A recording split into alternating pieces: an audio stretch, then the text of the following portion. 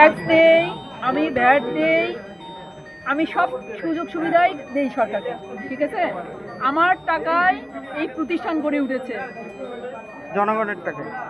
জনগণের টাকায় প্রতিষ্ঠান গড়ে উঠেছে, জনগণকে সেবা দেওয়ার জন্য, জনগণের বাচ্চার সঠিক ট্রিটমেন্টের জন্য।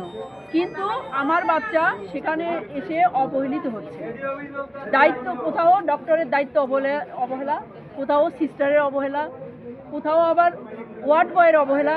নানা কারণে আমরা সুষ্ঠু সেবা থেকে বঞ্চিত হচ্ছি।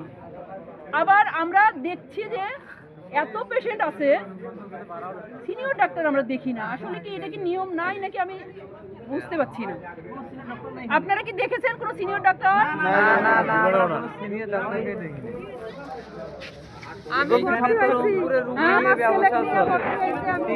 আজকে 4 দিন হয় চিকিৎসা দিতেছে না। বাইরে ডাক্তার দেখাচ্ছি, ওই চিকিৎসা চালাচ্ছি, ওই চিকিৎসা চালাচ্ছি। 4 দিন হলো ভর্তি হয়েছি। এই ডাক্তারই ওটি চিকিৎসা দেওছে, বুঝছেন? কোটি কোটি টাকা ইনকাম করতেছে ওখানে চেম্বারে বসে। 1 নম্বর ওয়ার্ডে কিন্তু এখানে যারা ব্রাদার আছে, সিস্টার আছে, এদের ব্যবহার যদি আল্লাহ না করে ডাক্তাররা হতো তো মানুষকে মারি ফেলতো একদম।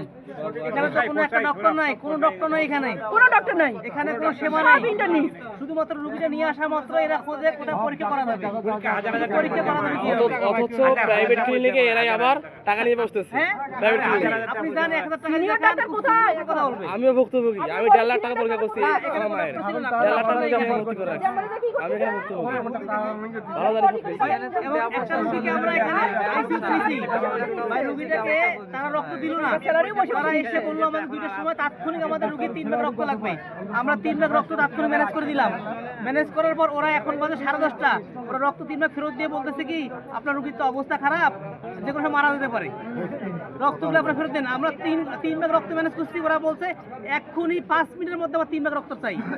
আমরা 5 মিনিটের মধ্যে 3 ভাগ রক্ত জমা দিছি, কিন্তু জমা দেওয়ার পরে 2টা থেকে এখন 10:30টার সময় রক্তটা ফেরত দিল, বলো আপনাদের রোগীর অবস্থা খারাপ, রক্তটা দেওয়া যাবে না। তাহলে আপনারাই বলেন এটা কি মেডিকেল না অন্য কোনো কিছু?